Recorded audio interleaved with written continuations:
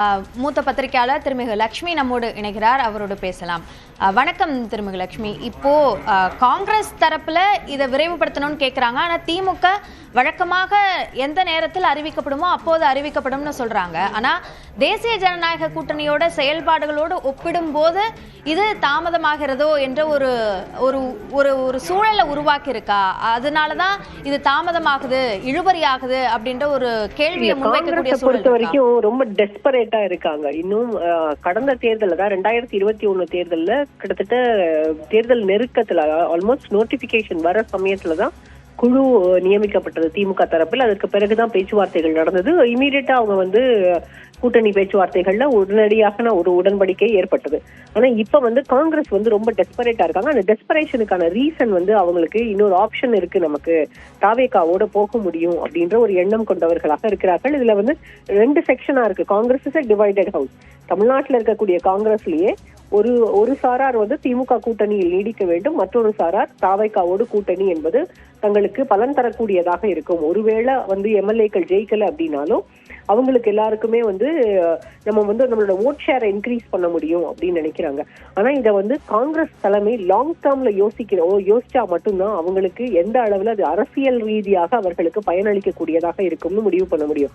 பீகார்ல அவங்க செஞ்ச ஸ்ட்ராட்டஜிக் மிஸ்டேக் தான் தேஜஸ்வியினுடைய தோல்விக்கும் காரணம். காங்கிரஸ் அங்க கம்ப்ளீட்டா வாஷ் அவுட் ஆனதுக்கும் ஒரு மிகப்பெரிய காரணம். இன்னைக்கு பல மாநிலங்கள்ல காங்கிரஸ் இல்லாமலே போனதற்கான காரணம் இது போன்ற காங்கிரஸ்ல இருக்கக்கூடிய எல்லாருமே தலைவர்களாக இருக்கிறார்கள். யாருமே தொண்டர்களாகவோ அல்லது கட்சி நிர்வாகிகளாகவோ அல்லது கட்சியினுடைய நலனை யோசிக்கக்கூடியவர்களாகவோ கூட இல்லை.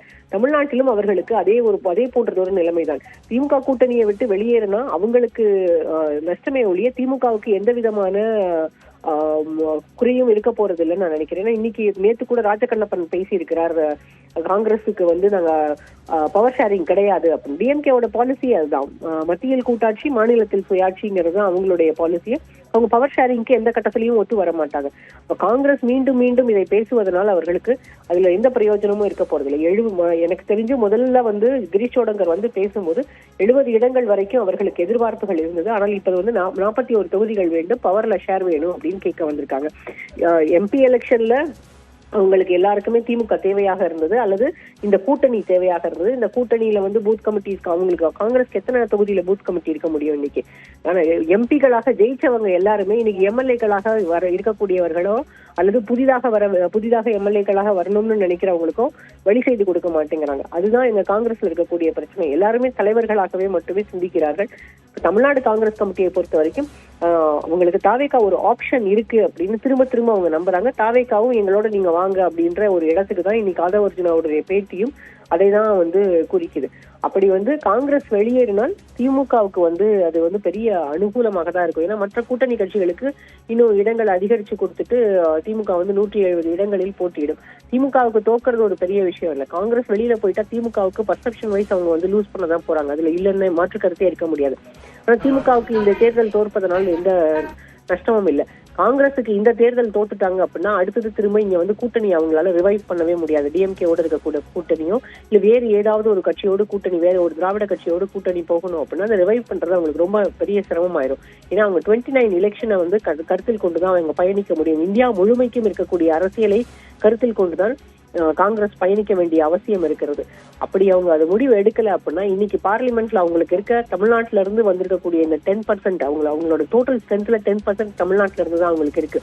அந்த 10% 2029 தேர்தலில் அவர்களுக்கு இல்லாமல் போகும். இது காங்கிரஸ் தலைமைக்கும் தெரியும், காங்கிரஸ்ல இருக்கக்கூடிய தலைவர்களுக்கும் தெரியும்.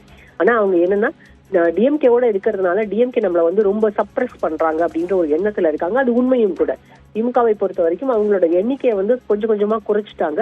இந்த தேர்தல்ல அதே ஏற்கனவே கடந்த தேர்தலில் கொடுத்த அதே இடங்கள்ல நீங்க போட்டியிடுங்க அப்படின்னு தான் சொல்ல போறாங்கன்றதுதான் காங்கிரஸுக்கு கிடைத்திருக்கக்கூடிய தகவல்.